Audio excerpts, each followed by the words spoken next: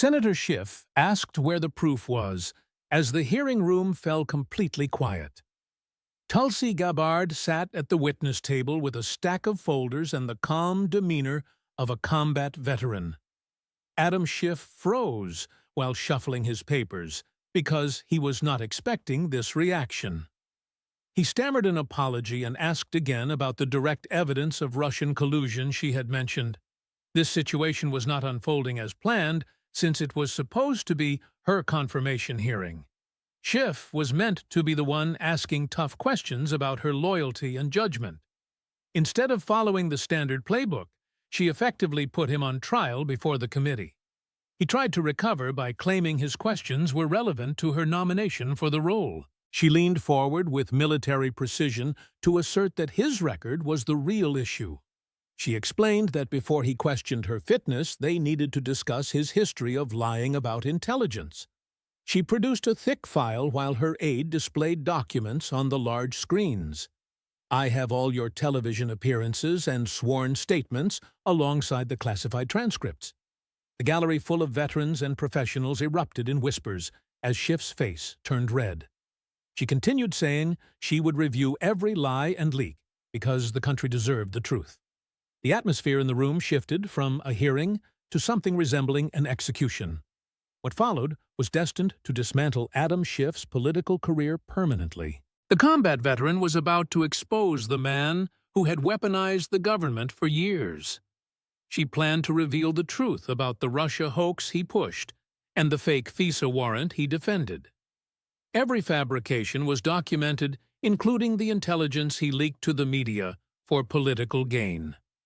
Schiff sat in his expensive suit, realizing too late that he had walked into a trap. Tulsi selected the first folder to address the evidence of Russia collusion he never actually possessed. The scene was the Senate Intelligence Committee hearing for the Director of National Intelligence. This position would place her in charge of every American intelligence agency, from the CIA to the FBI. Schiff sat there as the man who had spent 4 years investigating and leaking against the former president. He was expected to follow standard procedure to approve or reject her nomination based on her merits. The room was packed with supporters, institutes in uniform, and media representatives ready for maximum coverage. The Republican chairman called the hearing to order to consider the nomination of Lieutenant Colonel Gabbard. They would begin with opening statements, followed by questions from the committee members. Tulsi stood up to deliver a characteristically brief statement with evident military bearing. She thanked the committee and mentioned her deployment to Iraq and her long-held security clearances. She promised to end the weaponization of intelligence agencies against the American people if confirmed. It was a direct statement without bureaucratic hedging from someone who had seen actual combat. Schiff leaned into his microphone with the confident smile of a man used to controlling narratives. He addressed her by rank with a hint of condescension regarding her past statements. He followed the standard attack plan by questioning her loyalty rather than her qualifications. He claimed the people deserved answers about her judgment regarding foreign leaders and sanctions. Tulsi interrupted him calmly without raising her voice because she did not need to shout. She suggested they discuss his judgment before he questioned hers regarding national security. Schiff blinked in confusion as she brought up his specific claims about Russia and the president. She opened the folder containing official transcripts and video compilations ready to play. She reminded him that he was under oath just like everyone else in the room. The chairman nodded to confirm that all statements were made under penalty of perjury. Schiff realized his prepared talking points would be useless if she was the one asking questions. Tulsi began by pulling out transcripts of him telling the public he had evidence of collusion. Her aide projected a clip of him on CNN, claiming the case was more than circumstantial. Tulsi looked at him and asked if he remembered stating there was direct evidence. Schiff shifted in his seat and tried to dodge the question by mentioning the investigation context. She pressed him for a simple yes or no answer regarding his past statements. He looked at his lawyer and finally admitted he said it, but tried to qualify the statement. Tulsi immediately produced another document with quotes from MSNBC and ABC News confirming his claims. Schiff attempted to deflect by mentioning contacts documented in the Mueller report. Tulsi reminded him that the report explicitly found no conspiracy or coordination. She quoted the first page of the report, which stated the investigation did not establish collusion. She asked if he had read the report, since he kept using terms like evidence and direct proof. He stammered and tried to argue about the totality of the circumstances. She insisted on a simple answer regarding the evidence he personally claimed to have seen. The room fell silent as cameras zoomed in on his uncomfortable reaction. He realized his usual tactics of pivoting were failing against a focused combat veteran. He tried to say they were getting off track, but she corrected him immediately. She stated they were exactly on track because his history of lying was relevant to intelligence work. She opened a thicker folder containing classified transcripts from his own committee witnesses. She noted that 53 witnesses testified under oath, and not one provided evidence of collusion. He argued that was not accurate, but she promised to prove it with his own documents. Schiff looked at his useless prepared questions as the dynamic of the room shifted completely. Tulsi was no longer a witness defending herself, but a prosecutor presenting a clear case. Her aide played a video compilation showing Schiff on every major network making the same claims. He appeared repeatedly over 3 years, insisting the evidence was ample and in plain sight. The video ended, leaving his own words hanging in the air of the silent room. Tulsi stated the simple fact that he told America he had proof while having access to classified info. She asked again where the evidence was, since he had claimed to see it personally. Schiff tried a different approach by citing contacts mentioned in the report. She countered that contacts are not collusion and meetings are not a conspiracy. The investigation used the full force of the FBI and concluded there was no coordination. She asked if he had read that conclusion and why he continued to claim otherwise. She produced a stack of declassified transcripts to refresh his memory about what he actually knew. She read testimony from Ambassador Volker, who stated he saw no evidence of conspiracy. She quoted former CIA Director Brennan, who admitted he would not characterize it as collusion. She continued with James Clapper, who testified he never saw any direct evidence. Samantha Power also stated under oath she was not in possession of any such information. Tulsi looked up from the transcripts to emphasize that 53 witnesses provided zero evidence. She pointed out that he knew this because he was present for the testimony. His face turned red as he claimed he stood by his statements based on available information. She retorted that his statements were deliberate lies because he had access to proof of innocence. She held up the Mueller report, which clearly stated the investigation did not establish conspiracy. She asked why he kept lying on television even after the report was released. Schiff had no good answer and tried to talk about the broader context of conduct. Tulsi cut through his deflection by asking where the evidence was that he claimed to have. She produced the report from Special Counsel John Durham regarding the origins of the investigation. It concluded the FBI investigation opened without appropriate predication or evidence. She noted the report specifically mentioned officials who had access to contradictory intelligence. She told him he lied repeatedly to the American people for political purposes. The gallery murmured as veterans shook their heads and the media typed frantically. She asked one final time where the evidence was and why he lied for 3 years. Schiff sat exposed, with his decades of trial experience proving useless against hard evidence. Tulsi moved on to the next abuse, regarding the FISA warrant he defended. She opened a new folder containing documents with downgraded classification markings. She asked if he was familiar with the FISA warrants used to surveil the campaign. He admitted reviewing materials related to the application as committee chairman. She asked if he defended the warrant publicly and wrote a memo supporting the FBI. He shifted uncomfortably and claimed he released a memo providing omitted context. Tulsi held up the Inspector General report that identified 17 significant errors.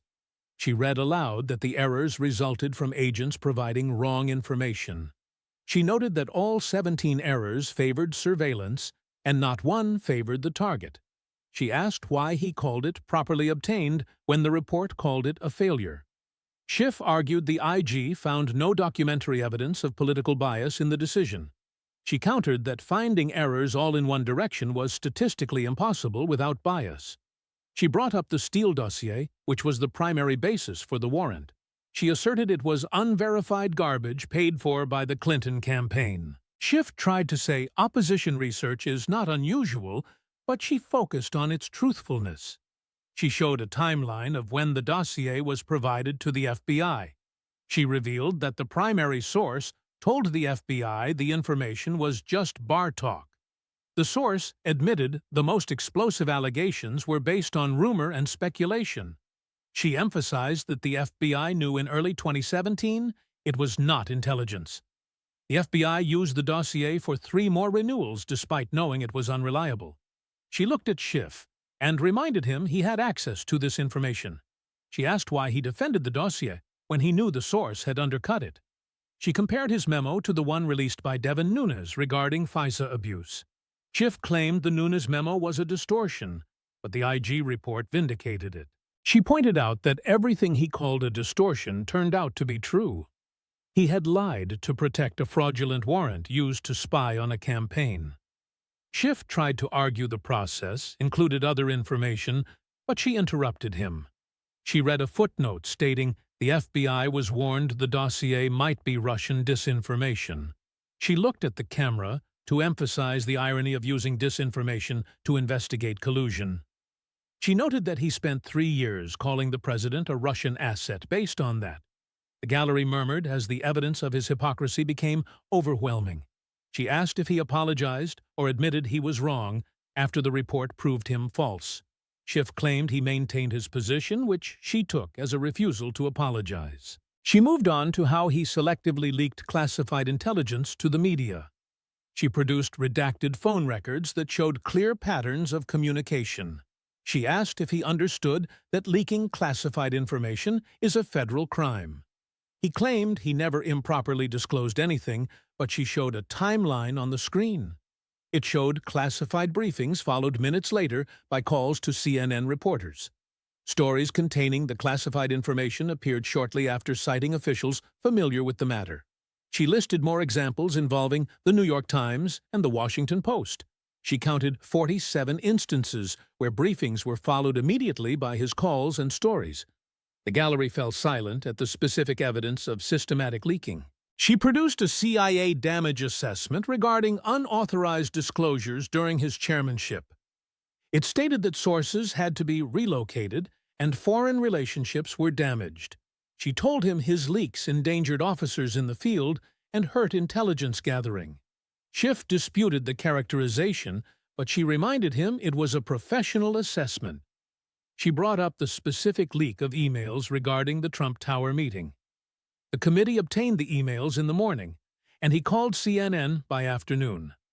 The story ran that evening, citing sources on the Democratic side of the committee. Schiff then went on television to discuss the details of the ongoing investigation. She played the clip of him discussing the confidential information on national television.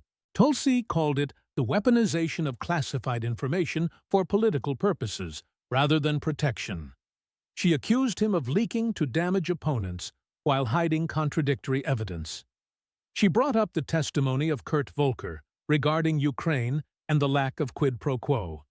She noted that Schiff did 7 interviews calling the testimony damning while hiding the truth. The transcript was not released for weeks, allowing his false narrative to take hold. She accused him of abusing his power by creating false impressions for impeachment. She moved on to the topic of censorship and the Hunter Biden laptop story. She displayed the New York Post headline that was censored shortly before the election. She played a video of Schiff calling the story a smear from the Kremlin. He stated clearly that it was Russian disinformation without any hedging or doubt. Tulsi asked if he knew the FBI had already authenticated the laptop when he said that. Schiff claimed he was expressing a professional opinion, but avoided the question. She pointed out that as chairman, he should have been briefed on the situation.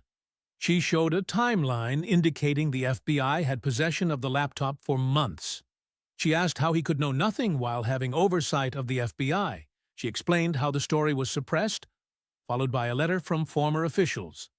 The letter was released 5 days after the story broke and looked like a coordinated operation. She asked if he or his staff reached out to officials to sign the letter. Schiff disputed the characterization but would not give a straight answer. She noted that his refusal to answer directly was more damning than a confession. She read from the letter, which admitted the signers did not know if the emails were genuine. She revealed that many signatories later admitted they signed based on trust, without evidence. She contrasted the letter's hesitation with his definitive statements on television. Schiff tried to talk about Russian tactics but could not point to actual evidence. She reiterated that the FBI verified the laptop and he lied to help censor the story. She stated that he helped suppress a true story about a candidate just before an election. Social media companies locked accounts and media outlets refused to cover it because of his lie. She called it election interference, using his intelligence position to help his preferred candidate. She demanded to know if he knew and lied, or if he simply failed at his job. The gallery was silent as the gravity of active censorship became clear. She moved on to how he weaponized the committee against his political enemies. She opened a thinner folder regarding his release of phone records in the impeachment report. She asked whose phone records he subpoenaed and published in the official report. Schiff paused before admitting it involved individuals relevant to the inquiry. She forced him to admit he subpoenaed the ranking member, Devin Nunes. She asked if he secretly subpoenaed a sitting member of Congress who was investigating him. He claimed the committee voted for it, but she noted it was a partisan vote. She explained that he used his authority to intimidate Nunes for exposing his lies. She cited legal experts who called the spying on a colleague a violation of separation of powers. She added that he also subpoenaed a journalist to expose his sources. She read statements from press freedom organizations condemning his investigation of journalists. She pointed out that he also violated attorney-client privilege by subpoenaing Giuliani's lawyer. She accused him of turning the committee into an opposition research firm. She reminded him that the House of Representatives voted to censure him for his misconduct. He was one of only a few members in history to be formally reprimanded. She noted that 23 Democrats joined Republicans to vote for his censure. She read the resolution, stating his conduct brought dishonor on the House.